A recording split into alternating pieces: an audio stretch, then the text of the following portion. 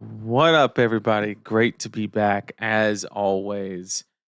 Had an amazing weekend at Memphis, and we have a lot to do. We have a lot to talk about. Hang on one second.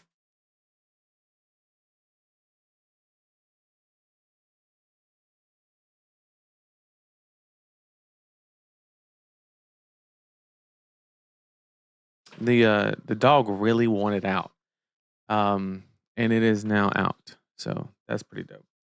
So yeah, let's go ahead and go with let's start with Memphis. Okay, let's go over that a little bit. Now we have a ton to talk about. One, we have a story of terrible deck decisions, and so we basically we brought Reinar, okay,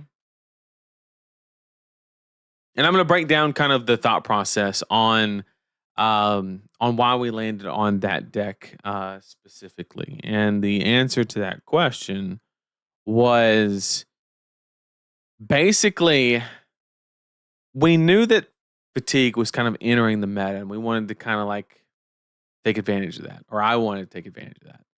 And I thought that that was like the great way to do that. And on paper, it seems like a really, really good idea. And I even went into the dojo, right? And we played again, or we didn't play against. We had dinner with Eugene the night before. I studied during dinner, and he was going over like, yeah, your start, if it's this, it's a 45% chance. If it's this, it's 35, and if it's here, it's 17 and a quarter. And he was going over, and I was like, okay.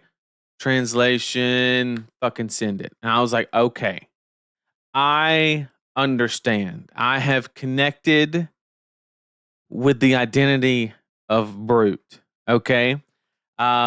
Numbers equals send it. Okay. That's what I took away from my training under Eugene, right? Over dinner, of course. And so we did exactly that. Okay. Round one, we start the game. And congrats to Zach, by the way. Absolutely phenomenal game and even better player. And I remember chatting with him at the beginning of the game, and he was like, "Oh man, just here to have fun, first calling, and who knows, maybe you get a little bit lucky." And I look over at the last round, he's at table 3 against Michael Hamilton, and then makes it into top 8, and just a really awesome story there. But in particularly in our game, I went first, and I look at my hand, and I see Sand Sketch Plan and 3 6s that kind of like don't do a whole lot. And I'm like, we know what this means. We play the Sand Sketch Plan, we get the Blood Rush Bellow, and then we're going, right? We're just going to start the game off at a 10 life lead, and that's what's going to happen. Okay. And, we go and search the Blood Rush Bellow. Card says you don't have to show, but we do it for the intimidation factor, right? And we immediately discard it. Turns over. We pass. Okay? But that's okay. It's turn 0. It's not the end of the world. We lose that game. And then we have a very similar situation where we're playing against a Gravy. It's the very end. They have Chum and like a Sawbones, and like it's one of those game states. If you played a lot against Gravy, it's very recognizable that it's like, okay, he's at like 6 life. He has that board state. It's like, I have to just hope he doesn't have the Watery Grave card for Chum, and I just have to push life total. Like, that's just the spot that I was in. And I look at the hand, and we have Sand Sketch Plan. So we know what to do in this situation. We have a 100% chance that we have to fucking send it, okay? And that's exactly what we do, okay? We Sand Sketch for the Blood Rush Bellow again, okay? And we immediately discard it. So that's 0 for 2. And for those of you who don't know, when you play Sand Sketch and you haven't blocked it all, it's a 25% chance to discard the card that you search for. So we got 2 basically back-to-back 25%ers, which is super unfortunate. But we're like, okay, shit happens. Okay. So then we play against an Arachne. Okay. And we play one Blood Rush Bellow and from hand, and we have another one in Arsenal. And I felt like I was a little bit behind in the game. I needed to really make a good push. And we drop our hand, and it's 3 cards, of course, and then 4 cards. And we're like, okay, we have 1 miss, but 2 floating already. And so we're like, okay, we basically can play the one from Arsenal, have a 75%er to hit one of the 6s, and then we're like off to the races, right? We double intimidate. We're going to do a whole bunch of damage, right? And we're like, okay, we've missed twice already. We can't miss a 3rd time. Impossible. Cannot happen. Law of thermodynamics says we missed again. We played the second Blood Rush Bellow, and we discarded the 1 non-6 and immediately ended our turn. And there's that one I'll take a little bit of the blame for, because I didn't have to do that.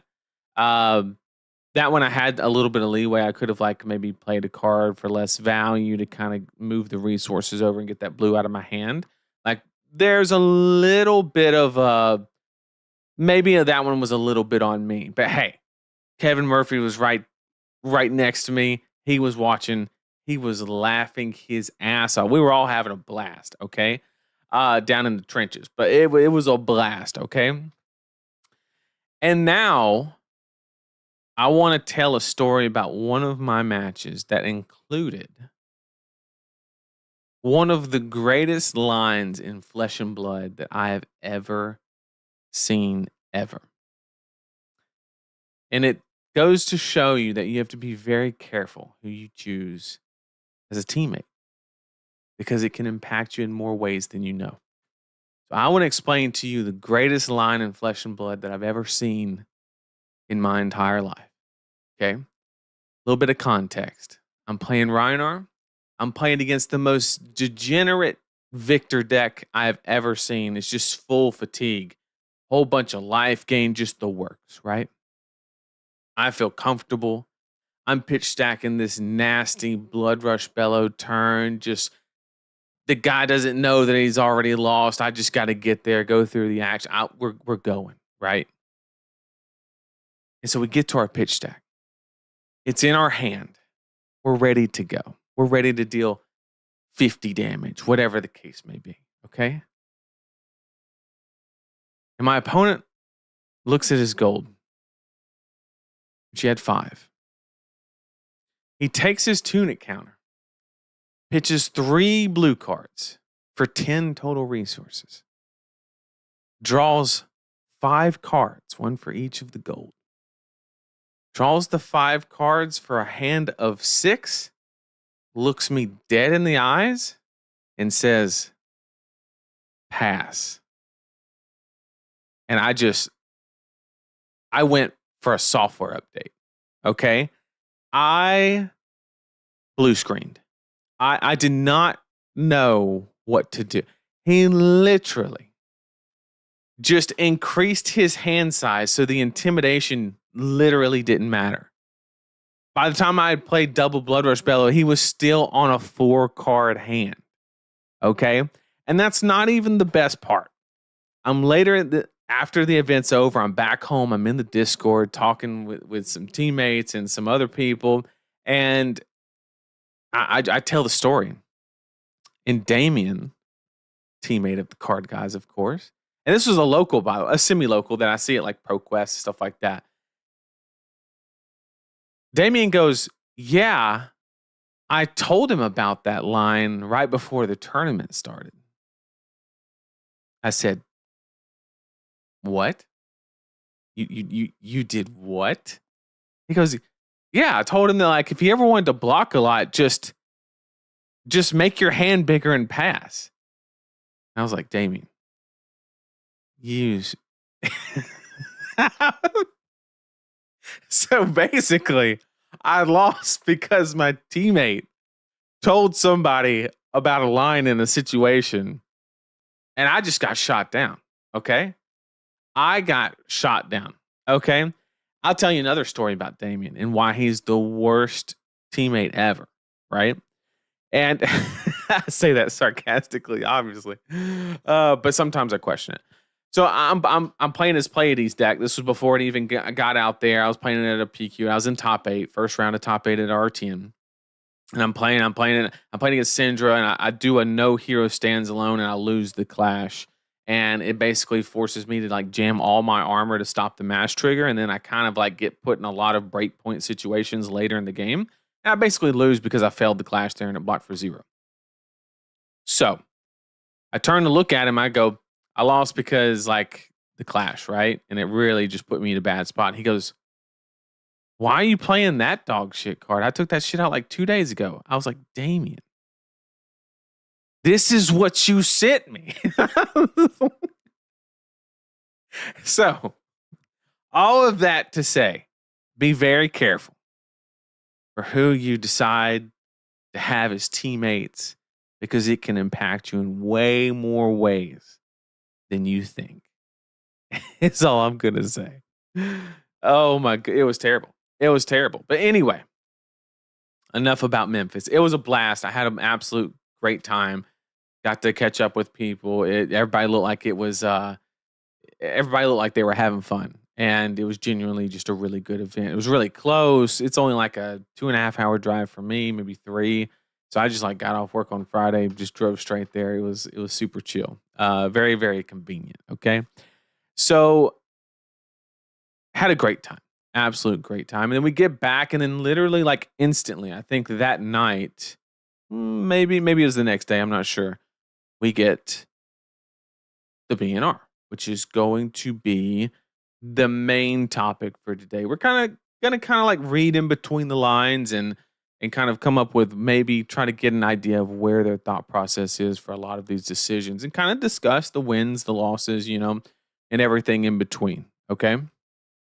And I also want to give an update on the last stream.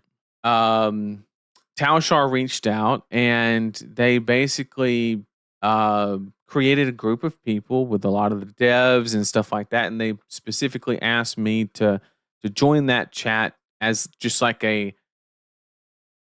somebody to just represent the competitive interest of the community, right? And in regards to like fairness of data and stuff like that. So I say all of that because they're taking very extreme steps to fix all of the data related situation that was brought up last week. And I thank them for that. And they're doing an amazing job.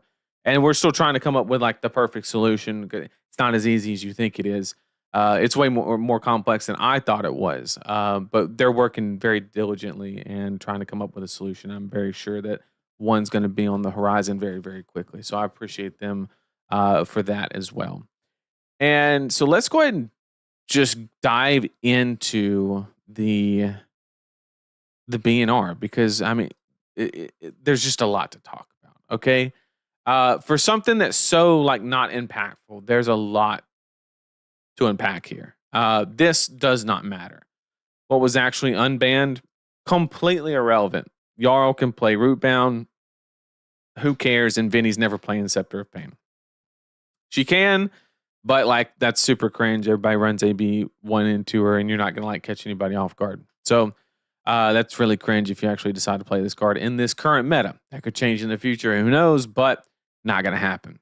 As far as Rootbound, so I don't think it's really going to change that much because I think the Jarl deck is more about just cycling those Oakenolds. And is it going to be an improvement? Sure, probably, maybe even not. I don't know, depending on the Earth card crunch.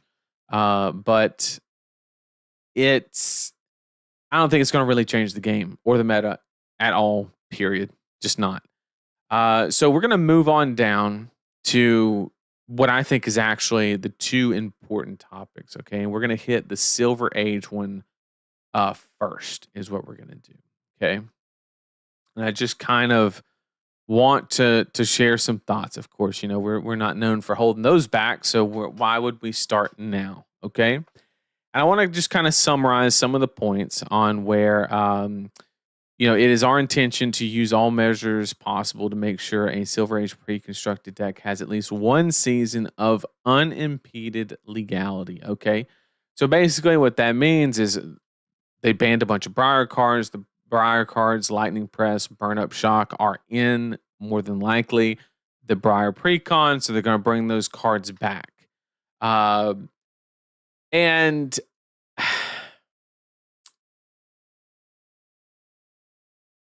okay, I guess I need to finish before I give my complete thoughts. Okay, and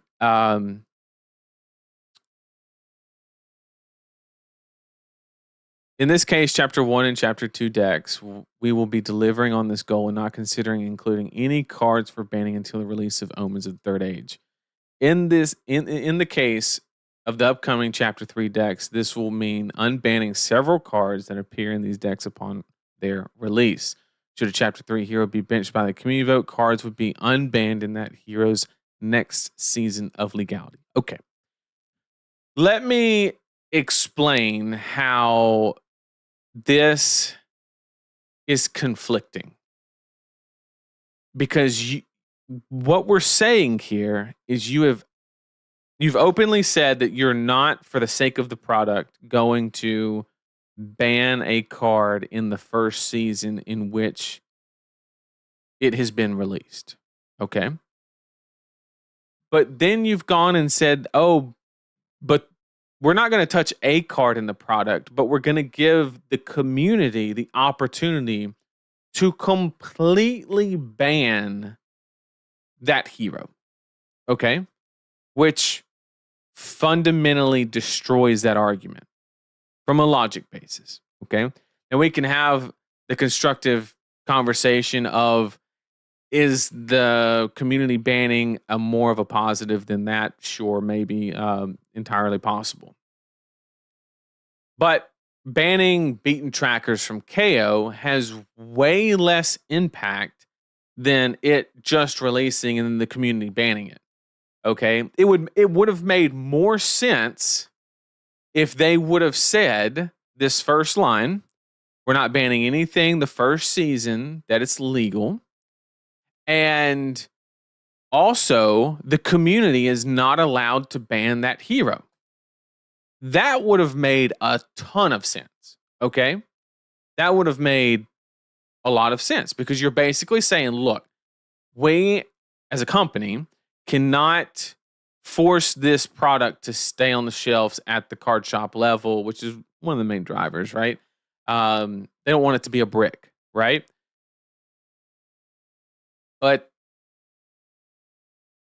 one is like a catastrophic brick, right? Like it's way easier to explain a card has been banned from this deck when you buy the Precon. You can't shuffle your $20 ticket to the Pro Tour, right? But then literally like having the product on the shelf and then pointing at it and saying, yeah, you literally cannot play that hero until July or whatever the day is, right? That is, I understand why they made that decision. Is exactly that. They don't want it to just brick on the shelf. Okay. They're avoiding that Aurora situation that happened.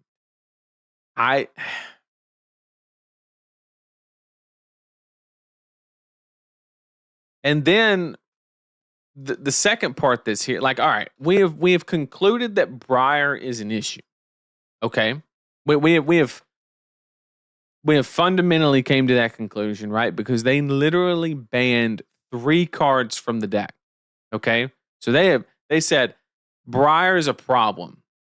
So what I'm worried about is, okay, the Briar Precon comes out, and I'm a huge Briar fan. I'm in full support of her being as powerful as she could possibly be.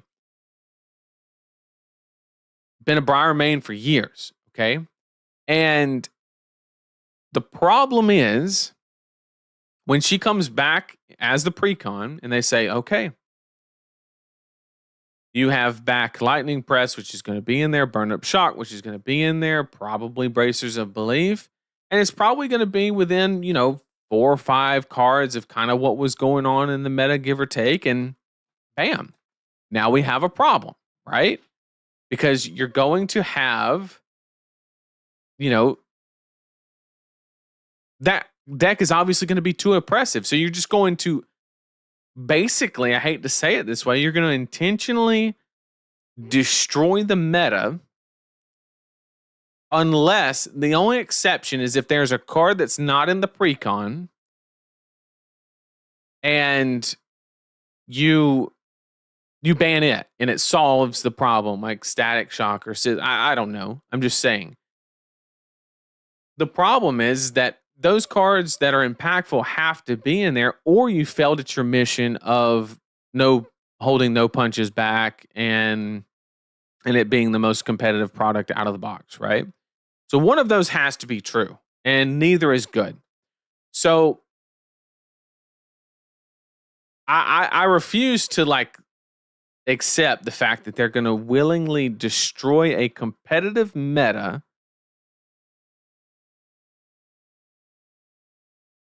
using Briar as an example. And I get it's not going to be this case because they're not just going to keep making, Sage decks and stuff. I get that this is a temporary problem, but it does not take away the fact that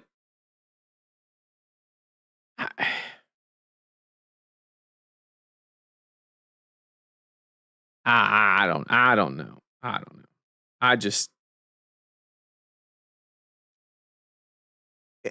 I'll be the first to say it is a tough spot for LSS here. Right. And one thing that I do want to lead with is this is the first time in a long time that I've seen this.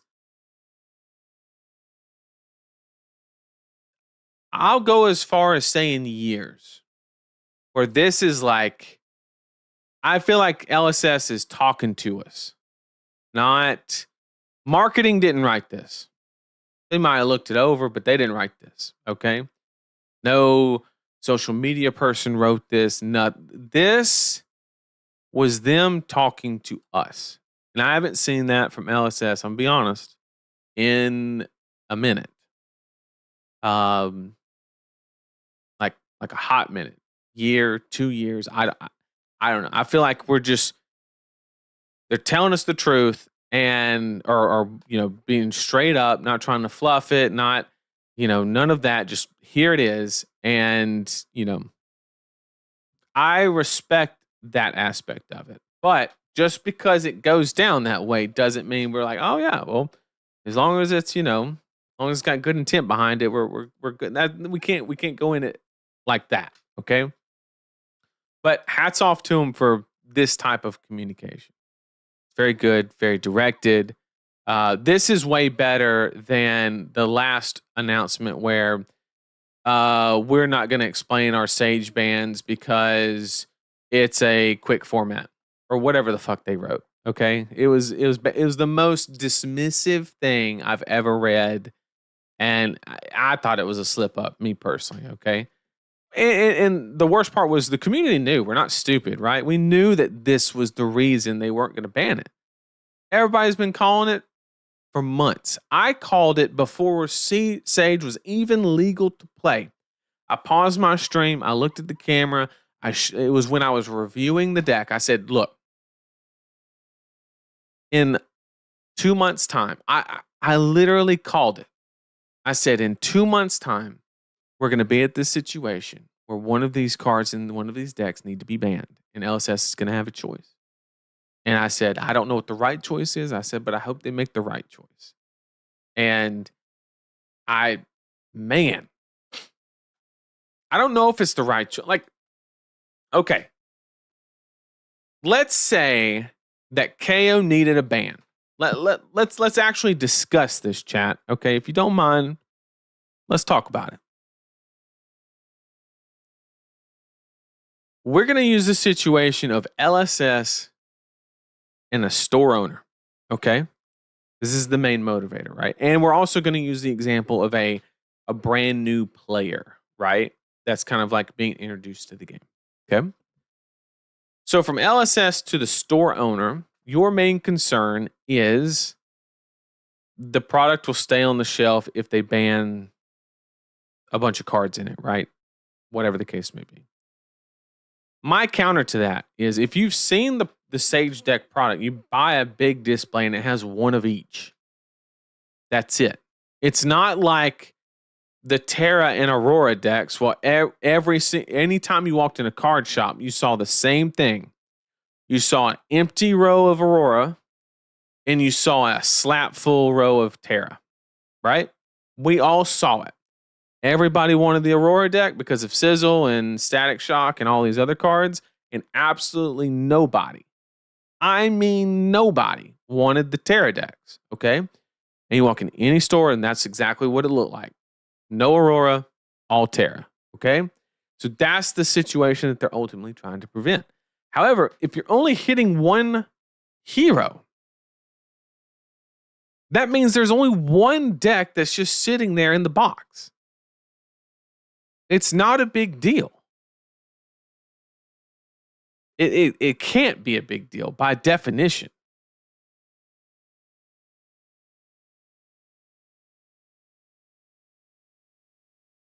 So, like, I don't understand once again, if it was like a 2-deck product and it was like Terra and Aurora, I understand. You literally can't touch it because you brick half the product. But one of 8 or one of whatever, whatever it is, it just, I don't know. I don't see that argument and how impactful it is. Now we'll turn and look at the player, right? That wants to pick up their $20 ticket to the Pro Tour. I have to imagine, correct me if I'm wrong, that it has to be a normal thought process to assume that you're going to, when you buy a product, there's always a chance a card could be banned. I think that's just something that people that play card games have gone to expect and understand and whatever. We can use the example of a new player, and when I say a new player, I mean somebody that's new to TCGs. Okay. First and foremost, I think somebody that's new to TCGs doesn't land in Flesh and Blood. That's an opinion that I have because typically what gravitates people to come into a TCG, this is talking literally out of my ass because Fab was my first game. So I'm kind of being a little bit of a hypocrite, but I think I was a bit of an outlier because I got into the game via financial speculation and ended up loving the game. Okay. But you get in the game kind of 2 ways, IP and then, your friends. Friends are numbers, right? More players that play, the more chance you have to move on in, right? And Flesh and Blood from we're talking like Magic, Yu-Gi-Oh, Pokemon level has neither. Okay, I'm just being honest, okay? Like we're not selling out 1,000-person events around the corner, every single event, 1,500. No, we're not doing any of that, right? And I'm not saying that's a bad thing. We're not doing it yet, okay? But I'm just saying we're not there, okay? So I don't know, like new to TCGs, is there somebody that's going to do it? I did it, and there will probably be somebody else in the future. But that demographic is so small that you're not going to make game-breaking decisions around them. You just can't, okay? When I say I mean like Alice said, I think their priority is getting players from other games.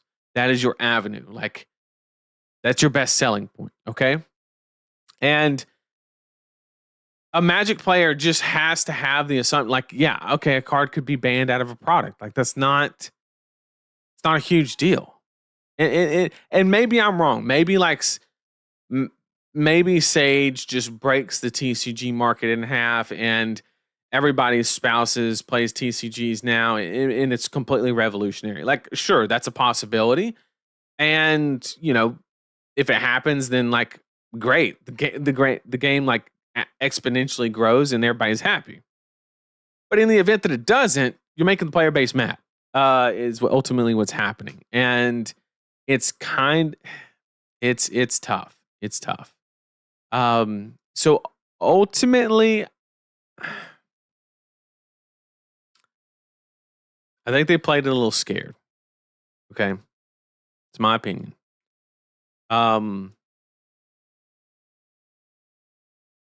we'll keep going. Serves many diverse and often competing interests. It is important that we respect the support that your local game store is given by purchasing our products and hosting our events. That's what they're talking about by they can't brick the product and keep it on the shelf.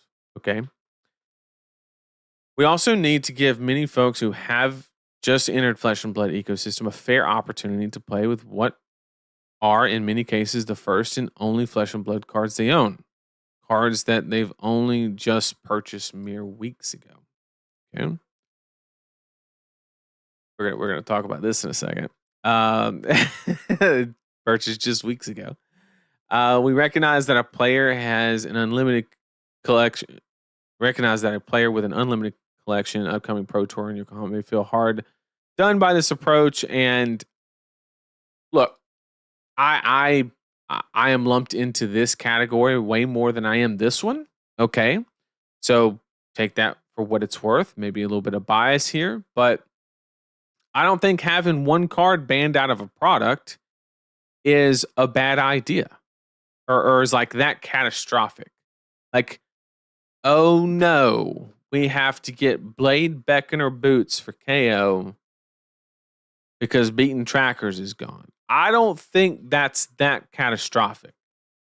Now, I have said on this stream 100 times that anytime you develop products and processes, like, you have to reduce friction. Reducing friction is your number one aspect in making people happy, okay, is reducing friction. And yes, having a banned card in a sealed product is friction, okay? But sometimes friction is just necessary. And I'm not saying that KO is the problem. Whatever. Okay. Saying this insinuates that something should be banned. Okay. So this whole statement is this translates to we know something needs to be banned, but we're not going to. So by definition, or not definition, but by delineation, we have deduced that there is an imbalance in a deck. I don't know what deck it is. Maybe KO, just to guess. But there's something there, right? And if that's the case, they're actively choosing not to protect the store owner and the new player coming into the game. Okay? So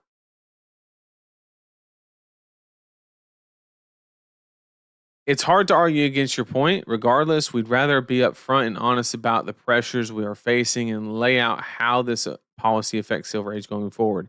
So this is my favorite part of it is I appreciate the honesty. Truly, I really do. Chapter 3 is the last currently scheduled. So that they're basically saying that they don't want to openly be held accountable for saying that it's the last one, right? They want to keep the door open. This phrasing basically means that they're kind of done, but they want to like be able to make them again if it so happens, right? And starting with set 20, they'll start doing probably like supplemental sets, or they'll do more expansion slot cards or whatever they're. And then they are correct. We will no longer have this issue because everything will be in circulation and whatnot. Okay, I get it. Once again, to counter that argument, okay, so are you saying that you no longer plan to sell Sage decks? Let's fast forward. Let's say that set 20 is I don't know. I'm not gonna even try. September. They stop releasing Sage precons. Okay, are you saying that like stores are not going to order anymore? The ones that on the shelf are they're just going to be everybody's going to be sold out of every single one. Is that the assumption that you're making? Because we're still going to hit that point of where we're going to ban cards. I and I just talked myself into another point with you have a situation where like okay, the product's still sitting on the shelf, whether it be I don't know what the least popular one is. I'm going to take a guess and probably say Arachne maybe. Uh, and it's just sitting on the shelf, right? And then you just ban a card from Arachne or whatever. And then what? The person that walks in the next day, like they get to buy a product with a banned card. Like, why does it have to be just as released? Are you just trying to get them off the shelf? Is that the goal? Because then we're worried about the stores, not the players, right? That's not the argument. And that's why I think that it's absolutely ludicrous that you would let the community ban a hero that has a newly released precon, but you want trim a card from it. That's the hurdle that I have trouble getting over. Is why you would let one thing happen and not the other. Now, you sit there and say, I understand why you didn't do it because you don't have you have the ability to do whatever you want, but I would love to see the announcement of, all right, guys, we're going to do the first community voting and you're not allowed to ban these 6 heroes. Moving on. Like people would just, if it was like, oh my God, could you imagine that the Briar cards come back and they ban you from like banning? Oh my goodness. Like the pitchforks that would be out, bro, is actually just insane. Okay. And to kind of summarize why we're in this pickle, in case LSS is kind of interested, you have introduced a entry product into a competitive environment, and you've tried to connect that line between the two, right? You have a competitive environment and you have a entry product. Okay. Those two things can coexist. There's no issue with that. But what happens is you have to start making a lot of decisions around it to protect that connection. As we are seeing here. So you're basically creating an environment that you have to heavily nurture very closely by your design. Okay.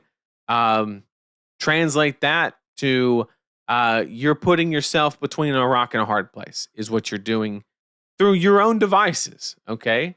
And I'm not saying it's for the better or for the worse. That's not a decision that I can make or anything like that. But I'm just saying that situation was developed by that connection. Because if it's not a competitive product, or if it's a competitive product, then you're not worried about half the demographic.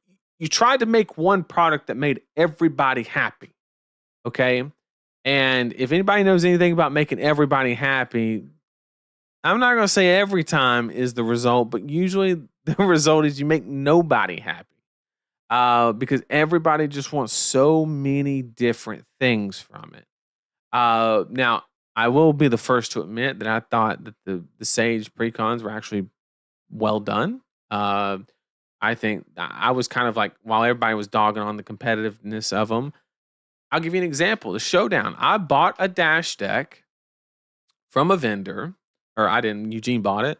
And I changed 5 cards and ran it and went X3. Like, I think that they kind of did what they were, alluding to. Like they are competitive. They are all of these things. But now, because they're so competitive, if they're imbalanced, now you can't touch them because they're an entry product. Whereas if it was a strictly competitive product, nobody would care. Everybody knows that you can ban a card, just like the LL Viscerai deck. It's not a problem that Dirge is banned in LL. It's not a problem. Everybody assumes those things. So that's just, that's the realistic aspect of it. Okay. And so Then we have to ramp up the voting system, which will surely take out some of the format's powerful outliers and more consistently over time. So Silver Age is a format that we have built for longevity and mass adoption, of course. And then here's the the marketing spill, right? Um, and so I understand it, and I want to reiterate that it's a tough spot for LSS in this situation, but I don't want to just speed over the fact that it's a lot of it's self inflicted. I'll be honest. Okay, is it for the better good? Probably. I'll give them the benefit of the doubt there. I think Sage is kind of doing a lot that they're kind of setting out to do. Is it perfect? God no. Is it but I think for the initial start, I think it's going better than I expected, me personally. I try to I'm usually not very glass half empty or half full kind of person, but take that for what it's worth. But here, I want to use the context from this conversation or piece to discuss this one because there are, once again, a couple of conflicting things that a lot of people have voiced their opinions on and kind of basically stated that they're not very happy with that particular aspect. And that is, a lot of people are mad that they went and dropped $100 on Channel Lightning Valleys because they announced a legit full Lightning set. And this is this is like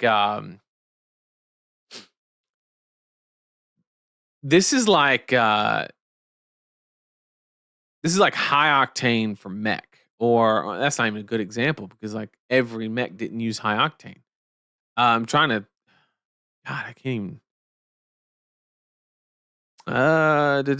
Talent, multi-talent, draconic.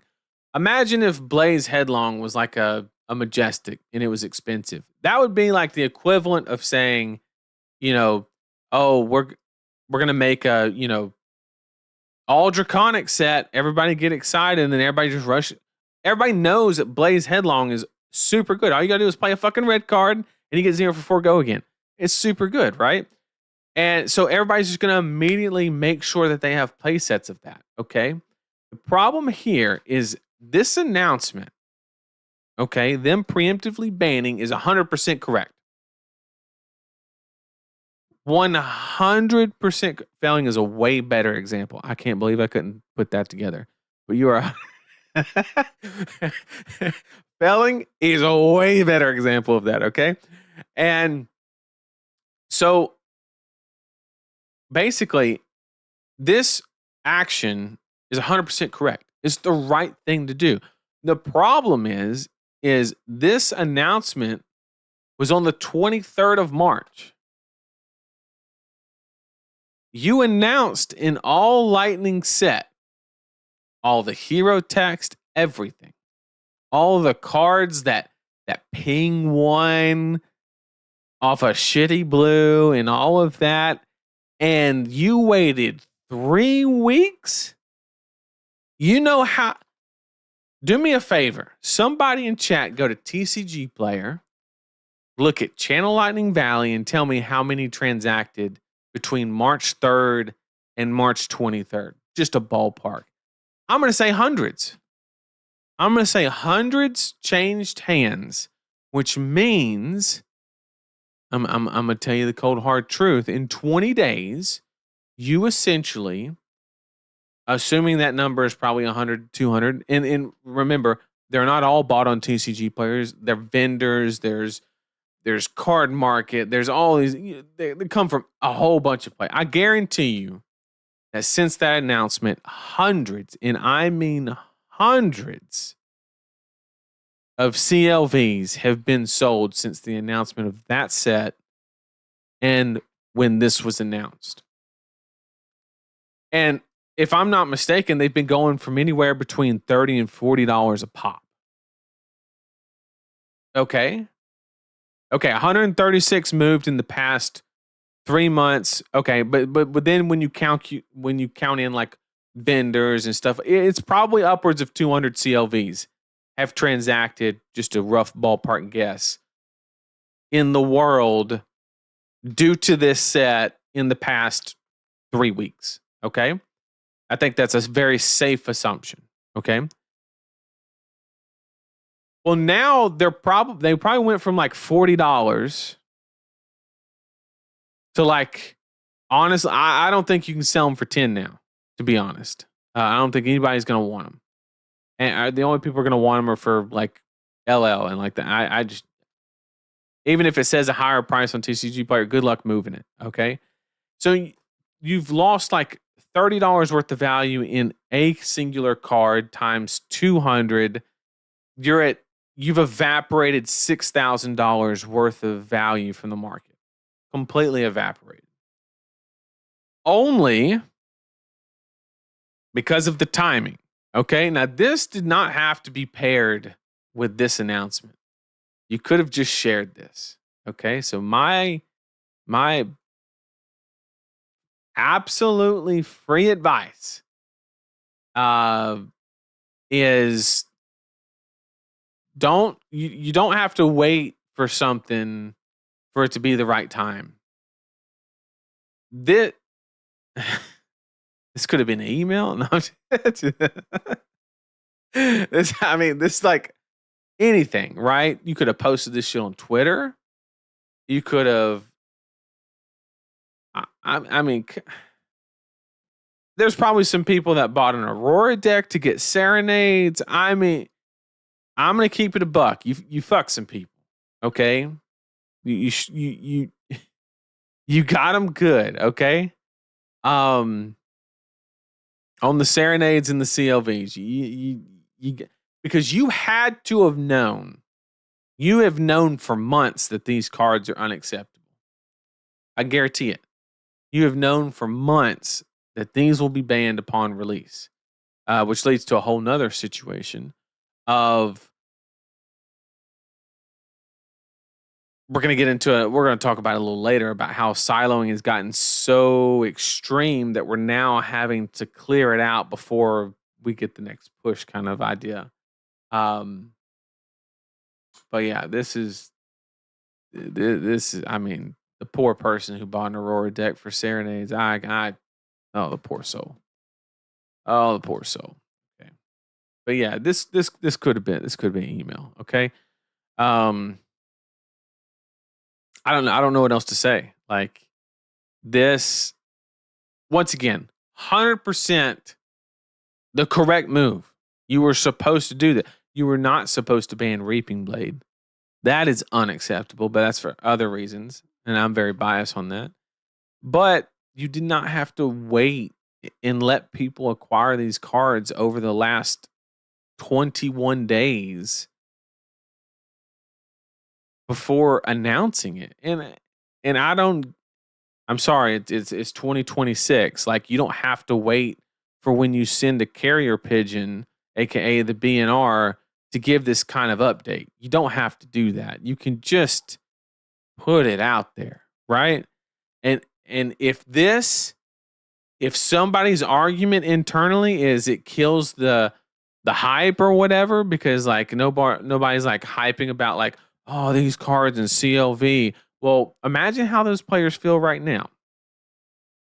How does that work for your marketing? Because they're probably pretty right now. We just talked about protecting somebody's $20 ticket, and you just burn somebody's $100 ticket. Okay, so great idea. Don't understand why you waited. To be honest, even though I wish they would have released the ban announcement with the Omens trailer, I am very grateful and happy that we got the. Yeah, once again, 100% agree, Zach. They did the right thing. I'm just trying to piece it together on why they waited 21 days. But yeah, like this is 100% correct. And maybe I'm expecting perfection here. Like there's a lot of ways that you can look at it. You can look at it from the frame of they could have not done it at all, right? And then so many people would have been pissed, right? And then you could have done like the middle ground, which I think is like this, or you could have done it like immediately after the trailer, right? Or something like that, or the day after, or you see what I'm saying? Like, there's always going to be people like, they're right there watching it. They're like, oh, there's a lightning bolt. Let me go buy 3 copies. Like, those people, they can take the L, okay? But like, if I didn't have CLVs, I would have bought them probably 2 weeks in. Like 2 weeks, I'd be like, all right, let's get the CLVs. Like, we know this is gonna be some crazy shit. But yeah, luckily I already had them, or unluckily, depending on how we look at it. So like, it is what it is. Let's see. Let me get caught up in chat. I don't even care about the money aside. Banning CLV was a huge part of playing Aurora. It worked with her gloves, defense reaction, ping. Yeah, it was. I mean, it was a lot of arc interactions, but at the same time, we have to see the new set. Really, did it like kill it? Did it not? Whatever the case may be. Every set is getting siloed hard. We're going to talk a little bit about that later. Honest question: what is siloed? It means siloing is like warriors. When warriors get new cards, they always it's like when warriors started out, it was weapon got +3. Now it's like dagger gets +3, one-handed weapon gets +3. Scimitars only get +2 on Tuesday, and they siloed the card pool in categories so that way they don't have to ban anything, and like you don't have to worry about To the Point being broken in Dawnblade or whatever other deck if it only applies to daggers, right? What's a good example? What's the axe one with Dominate? Spill Blood says only applies to axes, right? So you don't have to spend any dev resources to balance that card around Dawnblade or sabers or whatever the case may be, because it only applies to axes. So when you're balancing that card, you look at it in a silo with axe cards and you say, is it broken? Is it not? Okay. Plenty of time and heads up. Yeah, I mean, it is good. I just don't understand the 3-week delay. Trailer would have been the perfect time. That's a good call. Probably still better. CLV would go all the way to $50 if they ban it right before. LSS is not responsible for people who jump the gun and buy cards aftermarket before set releases. You can make the same argument for reprints destroying the value. I'm gonna disagree with that one, and here's my thought process. Okay, one has the reprint has like no theme. There's no predictability to it, right? We don't know that Grasp of the Arknight is being printed in the next set.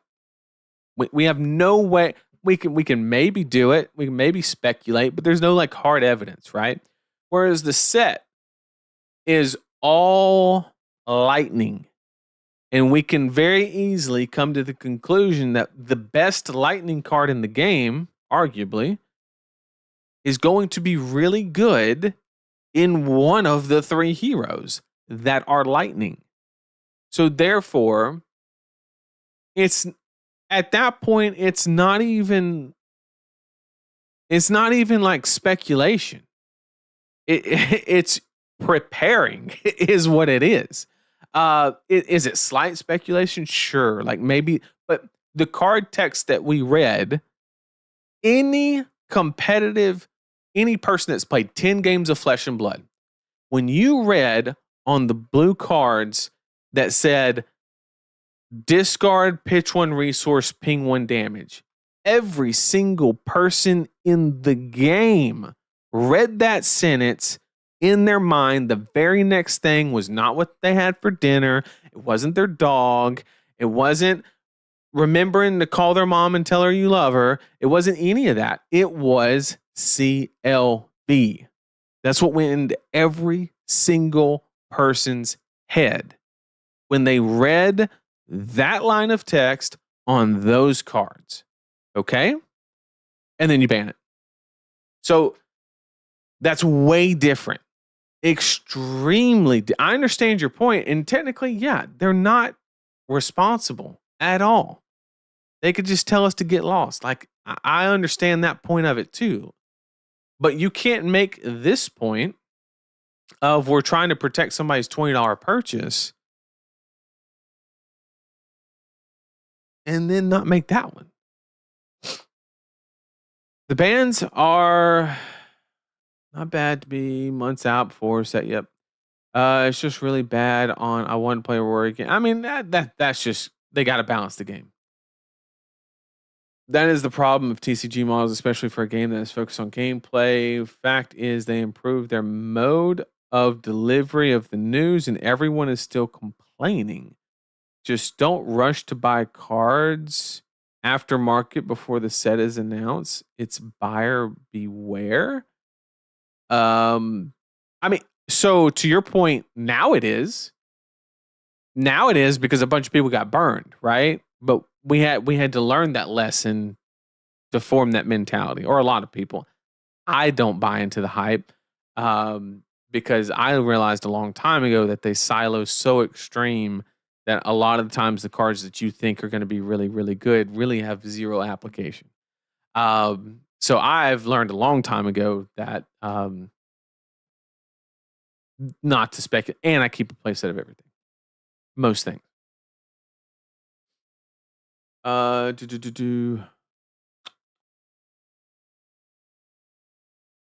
that they improved their mode of delivery on news and everyone is still complaining. So that's an interesting take. I mean, is this improved method of communication? Yes. Compared to the last one that was, we're not going to tell you what we're going to ban in Silver Age because we don't want to, was basically what I got out of it. So yes, this is better form of communication. That is correct. You're 100% right. People at this point are complaining for the sake of it. Nothing LSS will ever do or say will be good enough for some people. I mean, have the complaints been that bad? I mean, using me as an example, right? The first thing that I said was this announcement was correct. It's the first thing I said. All I critiqued was, hey, let's do it like not 3 weeks after the set announcement of all lightning, right? Like that was my feedback. But yes, like this is we're making progress. We had Zephyr Needle ban the day the set came out. That was all daggers, right? So that was like a huge problem. And then we moved here. So like when we communicate and we say like, yay this, nay this, that's how we get, I don't know, better? You think if everybody stood up and said, everybody just dogs on LSS no matter what they do with the Zephyr Needle ban, you think they would have made this announcement? I bet you they wouldn't. They had to learn the hard way. They made a mistake and the community let them know. Like that's how it is. We are the barometer. I say we, I mean like literally everybody. And not just the people that yell the loudest. Legitimately, they pay attention to the feedback, obviously, because they adjust to it really well.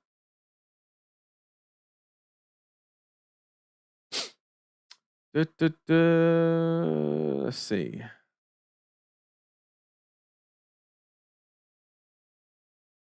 Apparently not siloed too hard if they have delete / completely rework Cecilia. Or print the exact same hero, aka Aurora.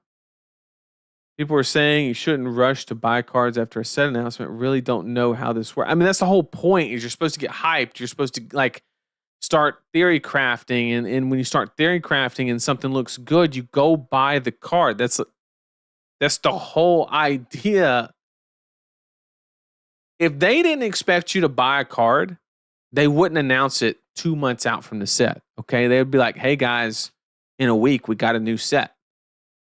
No, they announce it. It's a big thing. They sprinkle in cards along the way. And that's what keeps people interested. Nobody on the planet has the expectation of we're going to show you this, but don't act on it. That is the complete opposite of what they're trying to accomplish.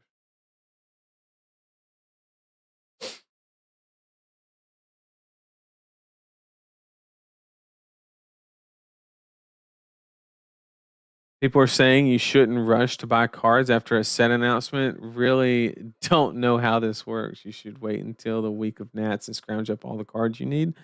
Yeah. Anybody say high seas?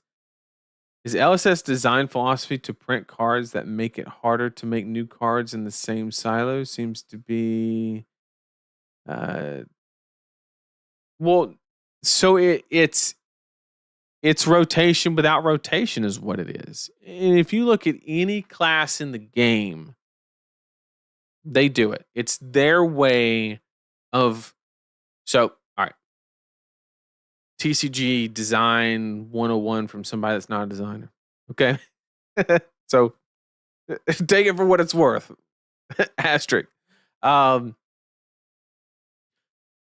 the more resources you have access to equals chance of something being unbalanced.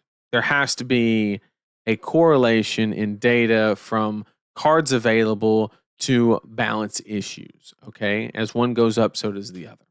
Okay. That just has to be true. And then a way that you can manipulate that is if you create a card that can only be used in certain scenarios. So therefore, you are artificial. You can make the statement from a marketing perspective. Warrior has access to 1,000 cards, right? But for somebody that's actually playing the game, that's actually a lie, right? Because you would have to say, okay, well, if you're dual wielding warrior, you have access to 300. If you're Domblade Dory, you have access to 300. If you're Fang with daggers, you have access to 300. You know, like, and then that's how they just keep the balance of the game. It becomes a design nightmare. And one thing, I'm not saying this as if it's a bad thing. I'm just saying that that's the tool that's the lever that they use. Because you have to look at what are your other options? Your other options are you rotate throughout the game, you delete the card pool. Standard and Magic is a good example of that, right? Where you're like, okay, we can only design to this point, and then we have to start cutting.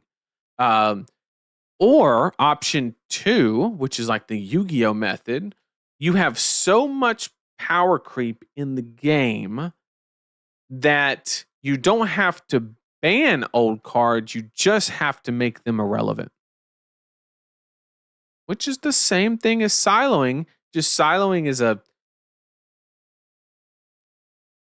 I think a better way of doing the same thing, right? You're basically saying, okay, like these cards are not useful in Yu-Gi-Oh because like the average starter attack power was back in the day was like 1,700, and now it's like who even normal summons, right? You see what I'm saying? Like it's just like the game has evolved so much that you don't have to worry about all those old cards. They're literally, you might as well not even count them in the card pool because they're not relevant in any way.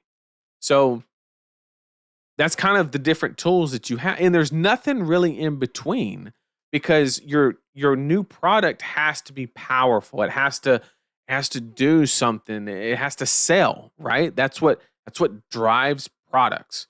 When you create a product that's a TCG product, it has to be, you have to have a good theme on it. You have to have good art. It has to be playable. If it's not playable, we've seen what happens. A little bit of that Super Slam vibe. You know what I'm saying? Like it becomes a little bit of an issue. So you have to have multiple aspects, and then that's not even talk about limited design and all of these different things. So siloing is just a very unique way to make it exciting, not induce that much power creep. Technically, in a lot of situations, you can induce zero power creep and kind of simulate the perfect thing. Like a good example of that would kind of be like High Seas was really good at that. Like, was there a little bit of power creep maybe with the new class, and maybe they had to taper it down a little bit with bands, but like overall, it was exciting, it was cool, but siloed, right?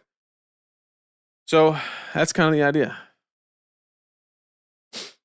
Well, I agree that TCG community complains more than most. A lot complain I hear seem valid.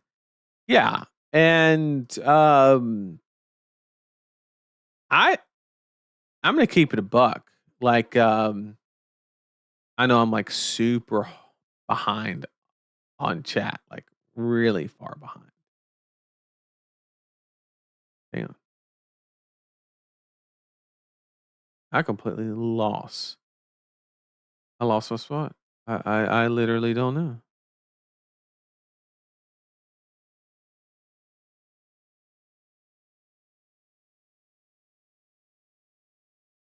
I'm that far back?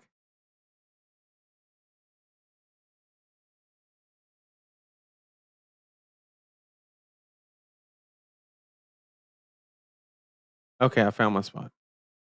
Yeah. Okay, we got there, Chip. Well, I agree. The TCG community complains more than most. Yeah. As Nathan already said, it's nice to get a notice, but why wait until the ban announcement? It doesn't make any sense. Yeah, I mean, like they did the right thing. I just think they waited too long. 100% did the right thing. Thanks for the reminder to call my mom. Oh man. Leave my dog and my mom out of this. Oh my goodness. Next set, any band should be announced in the set announcement. I mean, that's what I would do. I mean, maybe that kills some of the hype and people talk. I don't know.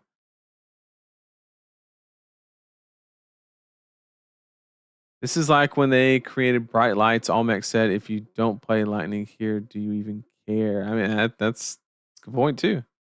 They get a little bit more variety because there's like 3 different classes in it, but yeah, overall, I agree with that statement.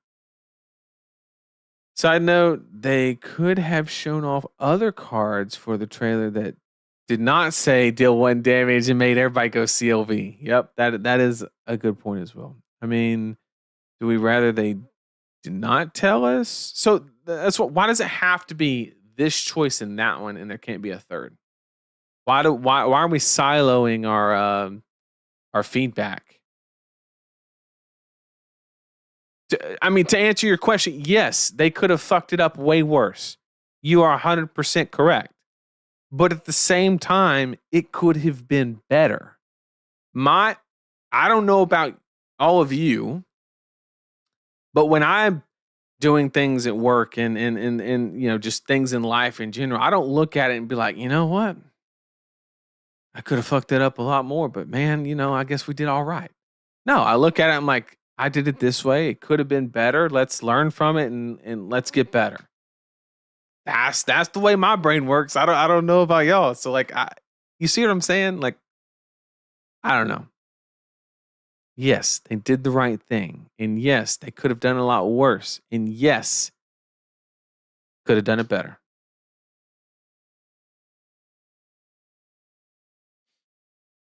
What I don't like in a design perspective is CLV has 1.5 years.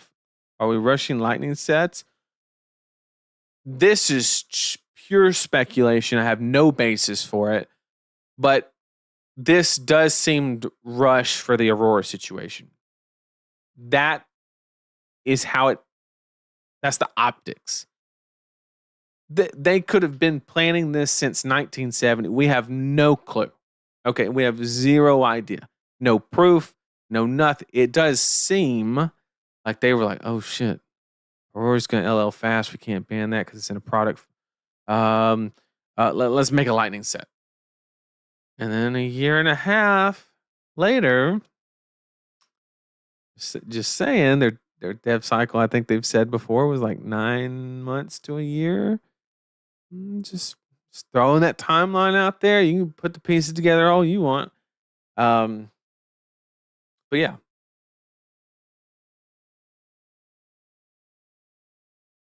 This is a game and a TCG. Complain is part of the culture. That's actually hilarious because it's so true. TCG. It's in the complaint. You realize they've banned cards before they were ever even played, right? That is true. I definitely take your point. The LSS can definitely be criticized for coming across as hypocritical if you consider the timing along with the Silver Age statement. Yeah. Um, and if they said it 2 weeks ago, you would have said the same thing. Uh,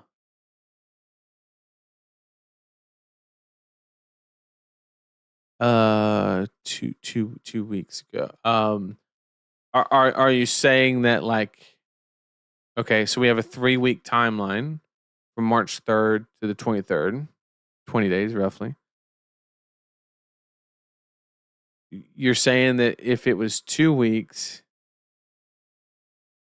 I would have said the same thing. Well, I would have said the same thing, but why did they wait a week? So once again, would that have been a better choice? Yes. Was it the best choice? In my opinion, no. I think the best choice is you have the announcement. And think about the optics on that and how good it looks. Like you can always, the whole point of a marketing team is to spin things. Like that's what they're there for. Okay. They're there to make things look as great as possible. If you made this announcement directly after the ban and said, look, guys, there's so much juice in this set, we got to taper it back. Okay.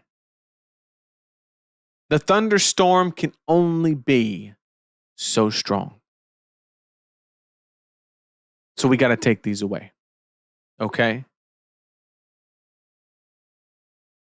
But when you take, but we guarantee you, when Omens of the Third Age come out, you'll be thinking, CL who? That's what, you see what I'm saying? You can spin this in several different ways. That is the point of marketing, right? And I'm just saying. Look, we're gonna have to give marketing a try one day. I got some decent ideas. You know, the bounties for the precons, CL who. I'm come on, Chad. Give me some credit on that one. Come on, yeah.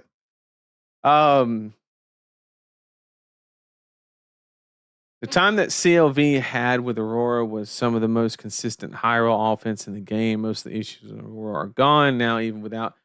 Yeah, I do agree with that. And the hero power literally didn't matter because nobody ever activated it in Aurora. So yeah, I 100% agree with it. But it was a COVID design. I can understand that. Yeah. So should they ban everything before they announce a new set? I would say like after. Or drop it with it. Drop an announcement, release the trailer. Like at the same time. Why not?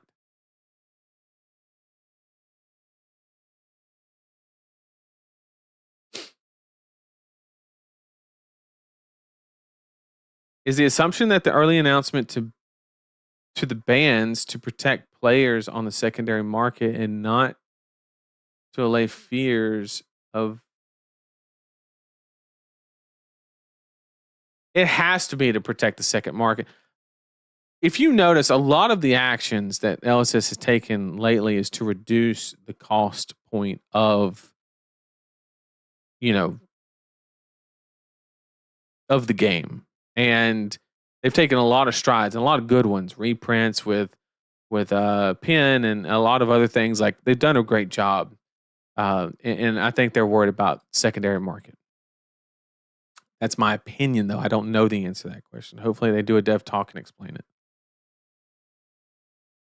The silo of style of card design makes it worrisome to invest into a talent or class. I mean, that is a byproduct of it.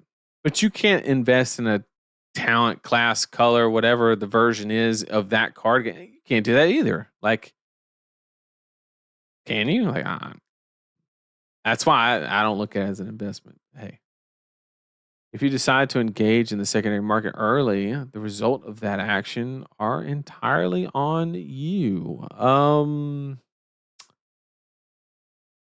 Okay, then if that's true, then like there's no issue with CNCs being like $100 because that's like on you, I guess. Like people can only spend so much money or discretionary funds on cardboard. And when people spend that money on cardboard that is going to get effectively deleted, it impacts the market.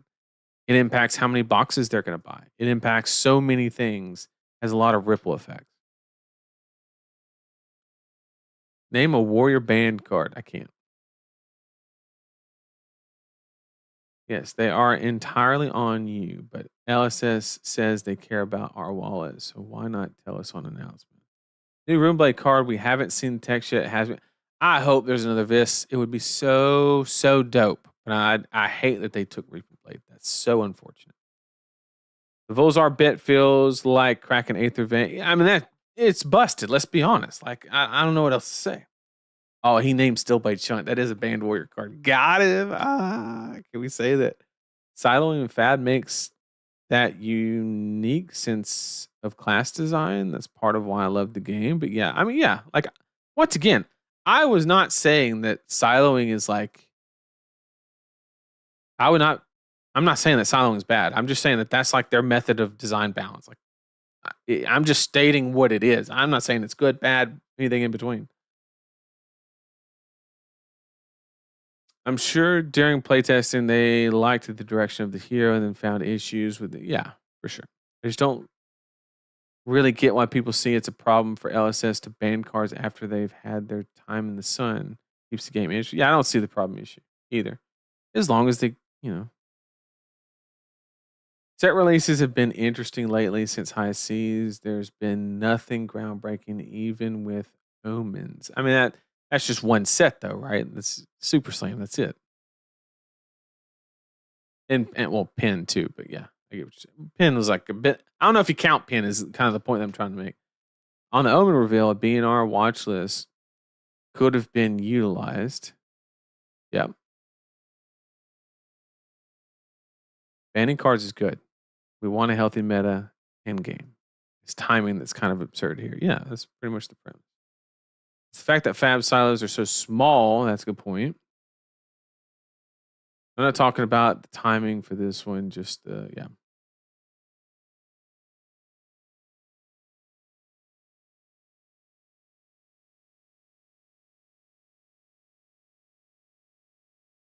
The steak is too juicy. The lobster is too buttery. Bro. Oh my god, that's too good. People just want to give feedback. What's wrong with that? Yeah, that would have been a far better marketing approach. I'm just saying, it was a decent idea. He's doing a great job hiding the fact that Aurora gets a sequel before Bride. Yeah, I'm kind of mad about that, to be honest. Not too happy. Okay, not too happy. Drop ban list with the last line being well, you can't do the whole ban list because then it affects the tournament outside the rotation. Like there's other implications. But you can just ban yeah, you can drop this portion of it. You can't drop the rest, right?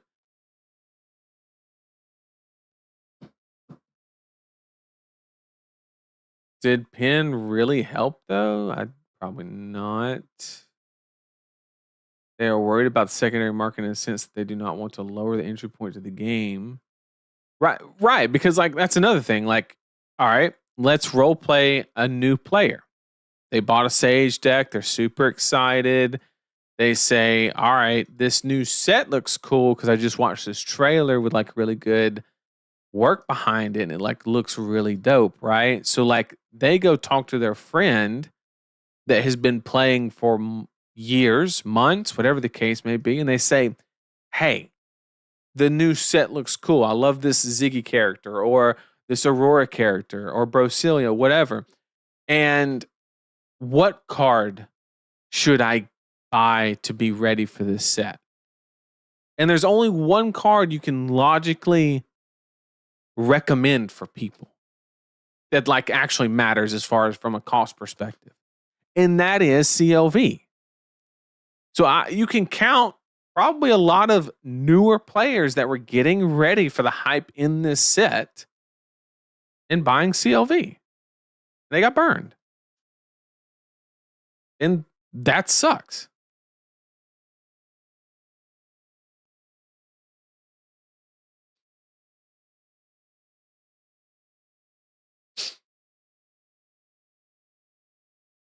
I feel dual elemental heroes are likely not coming back. Most end up too powerful, except for the new Briar. She's coming. I just don't know when. I have a theory. They made Sage to get new players, then they make the format unplayable so people start playing CC. that is actually funny, though. Volzar is effectively a hero ban. Could they rework Acelia 1.0 to make it viable? Probably not, to be honest.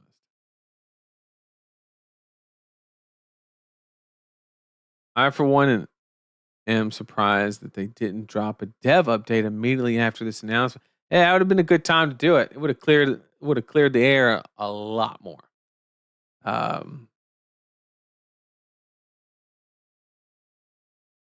I think this is a classic case of you can never make people happy. 3 months not being enough time because you snatched up your cold. I ain't even talked about a cold full CLV. I'm just talking about the $40 ones. But I mean, like, yes, you're correct. Like, once again, they're on the right track with announcing it early. I just don't see the value of waiting for 3 weeks with that information. Like, I just don't understand that aspect of it.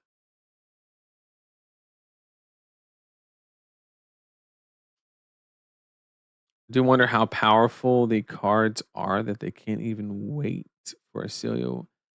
To be honest, yeah, I mean that. I don't know. Raping Blade Band confirms Secret Viscerai return in Omens. I hope that's the case, but I'm kind of dooming and glooming on it a little bit, and I'm thinking that it's more of like a rules interaction ban. I think it's one of two things. First is Aurora is broken with a 1-cost weapon. That is theory 1. Theory 2 is Reaping Blade creates a lot of game states where it's actually optimal to not do anything, and they're banning it because of that. 3, your reason. New Viscerai, and it's like too good because of XYZ, and like you can't have it, whatever the case may be. Like, that could be it. That's what we're gonna hope it is. We're gonna hope it's the new Viscerai. That'd be pretty cool.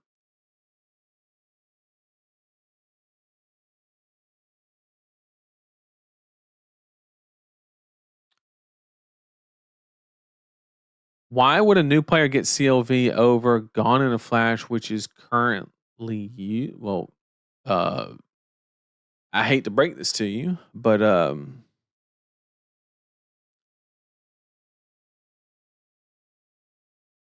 CLV is also currently used. In fact, when you pull up most Acilio list, they have 3 copies of Gone in the Flash and 3 copies of CLV. So, is it the focal point of the combo? No. But the combo is strictly in regards to Acilio. And CLV is much more applicable in a broad sense. And when you read the new cards that are spoiled, they don't scream Gone in a Flash. They don't do anything with Gone in a Flash. They do everything with CLV. That is why.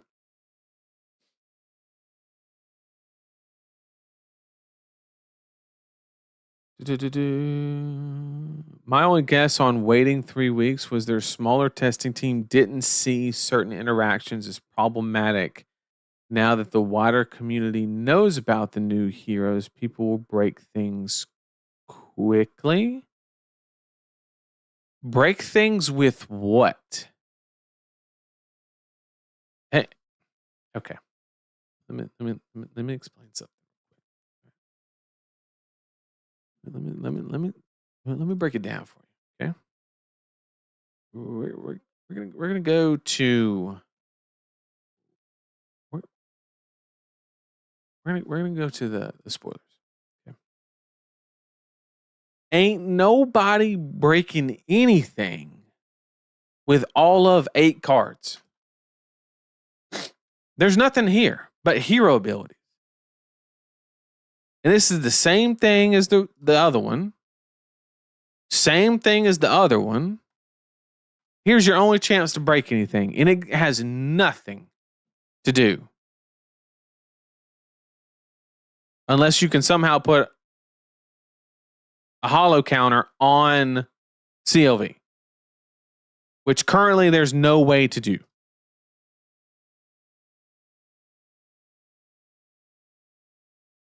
So nobody in the public has broken anything because we don't have the cards to break anything. This ain't breaking nothing.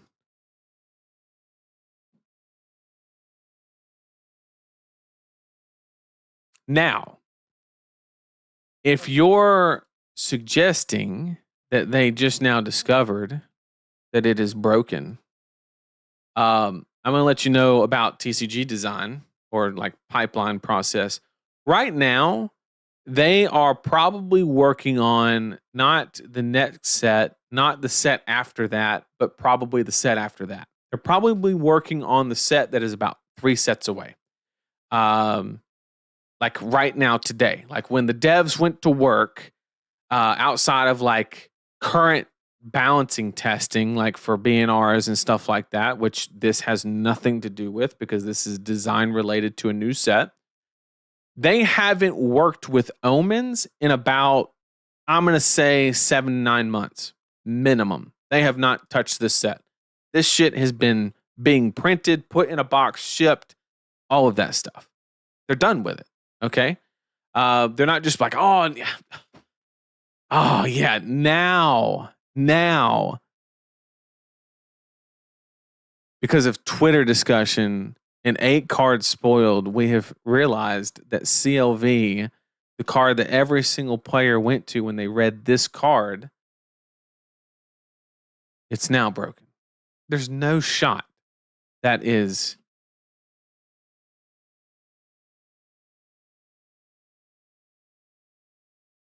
How do you put a holo counter on? Banish another lightning aura port with no return. Banished aura to arena with a holo. Okay, so you just bounce it. Okay, so that is super face up, right? So that is something that like the community did not need to discover that. That once again, like CLV is the strongest lightning aura in the game. This isn't like a discovery or anything. Scurv of Omens. The dream. Reaping Blade was likely banned because Reaping Grasp in the default Rune Blade option. Yeah, it probably just dilutes the gameplay experience, takes away class identity. I get that. Yeah, you can already put a holo count. Yep. La. 3 sets away. That means they're working on MST2 right now. Hopefully not. Look, it's LSS, the people who missed Bonds in. While I respect the dead. Look. Bonds is way more hidden than CLV. Okay? CLV has literally been a staple in every Lightning deck ever since it's been released. Ever. Period. You can't just miss that one. Okay?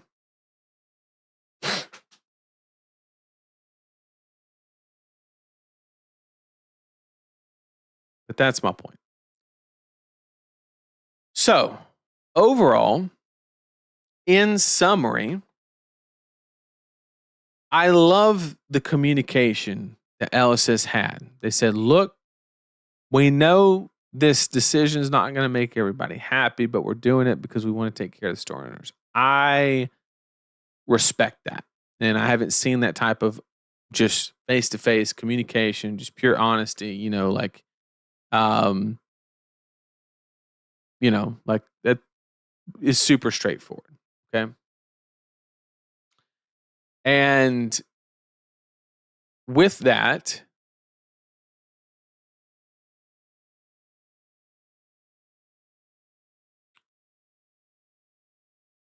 they also had the announcement, which once again, or the preemptive ban, which once again was 100% the correct thing to do. I just question why wait 3 weeks.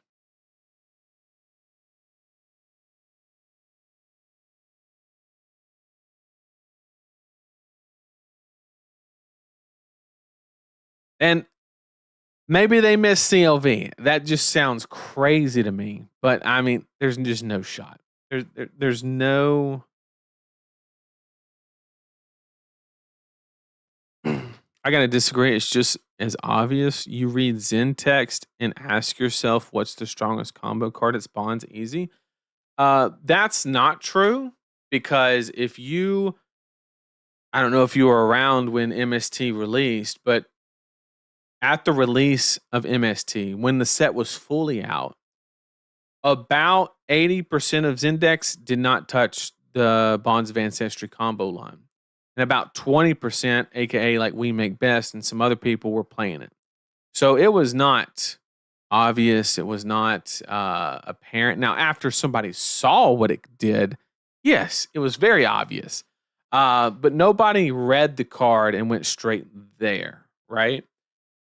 Whereas the other one is way different because you literally read the card and you're like, okay, why would I ever want to ping 1 damage? And the answer is you want to get your card back, aka CLV. So this is like Zen, you can do a lot of different things with. You have to have CLV for a lot of these cards to even make sense using, right? Because the only other reason that you would really do this is like you're trying to do like a pseudo Strider's closeout or something like that. And that's even a bit of a stretch. Because you'd have to have like several of them.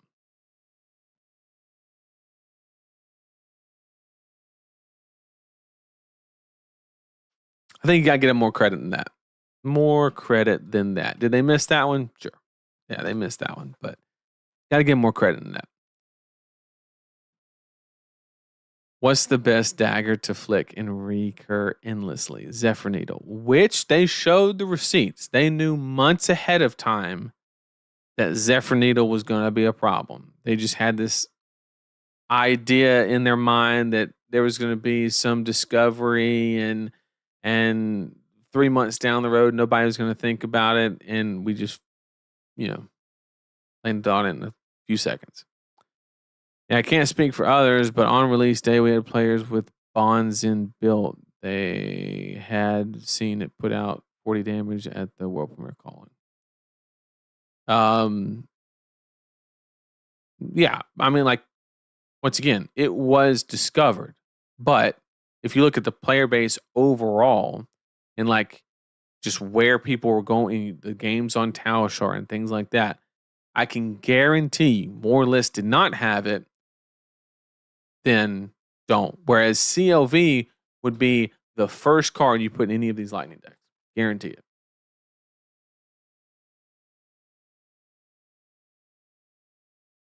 Yes, Pudding had an early list with 9 bonds. It was on our show match. I was there. I 100% know about it.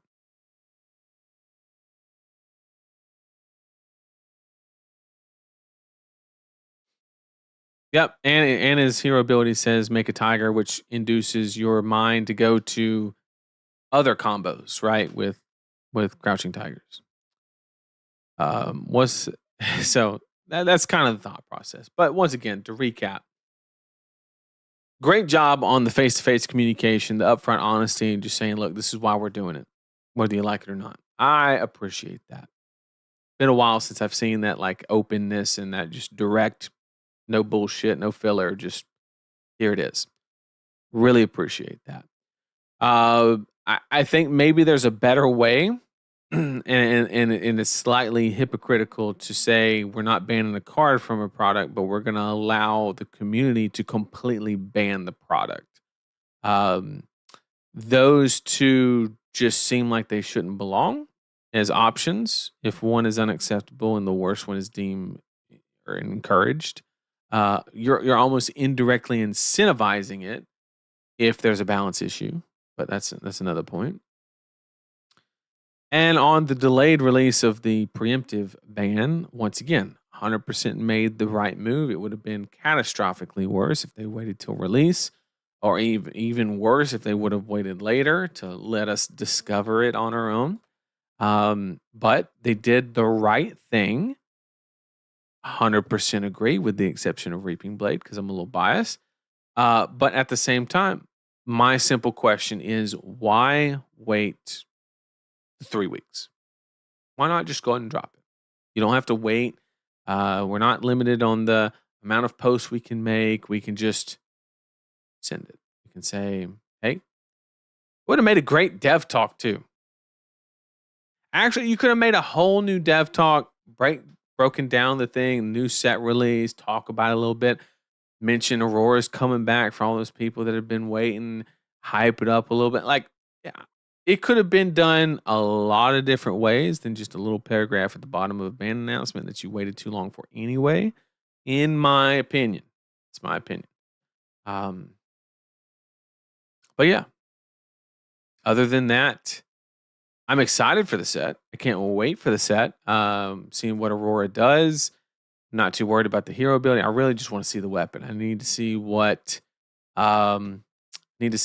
Aurora's weapon does, and I think that's going to be the real gauge of kind of what she's trying to accomplish, what kind of playstyle she will have, and kind of go from there. Because currently, the old Aurora hero ability was better, and we didn't even use it that much. Like every now and again, we used it when we had some free tempo, but other than that, we hardly used it. So this one is definitively worse, and so I don't know. Poor Hala, zero people talking about it. We just don't have the cards to talk about her. Once again, we know that like they silo, right? And like Hala's another good example, right? They just create a keyword that you have to engage with it. You have no choice, right? You can sharpen whatever you want, but if you're playing Hala, you will be sharpening. Okay? It's almost like boost for mech. Like you are going to boost, right? Like it's going to happen. Some do it a lot, some do it a little, but like you're gonna do it. And yeah, we just don't know enough. Right now, sharpening's not that great. There's one, our spoiler is like the only good sharpening card. That's it. And it's because it's +5. But I'm interested in seeing where it goes from there, and kind of the direction. Super excited about that. And then also we are probably going to do we'll do a quicker tier list next week, probably getting ready for Pro Tour. Obviously, I'm going to try this. I don't know how good/bad it's going to go, but we're going to try a 2-in-1 Sage and CC tier list in one night, in a singular night. And I don't know if I'm gonna make it. I don't know if I'm gonna have to speed it up. I don't know if I'm gonna have to like just power through. I don't know what's gonna happen, but there's not enough Wednesdays between where it would really be of value. And so we're gonna do that. We're gonna do the 2-for-1, and that way people can can at least stop bringing up the tier list for at least a day or two. Hold them off just a little bit. But yeah, I want to thank everybody for joining me. I appreciate the discussion. Once again, I always invite people to agree, to disagree, whatever the case may be. Um, some stuff I'm much more willing to like just flat out agree to, and but some of the stuff I got to push back. I got to like it's just not saying that one person's wrong or not. I got to challenge it. Just as you guys love to challenge my ideas and my thoughts, I expect it no different. I'm not special. I just, I see something. I'm like, are you sure? Are you sure about that? But regardless whether you agree, disagree, I really do appreciate it, and I appreciate the interaction. And I learned a lot. I learned that you can already bounce CLV with hollow counters. The more you know, you know. Um, but yeah, I really do appreciate everybody being here, and thank you for joining me. And I'll see everybody next week for the tier list. Take care.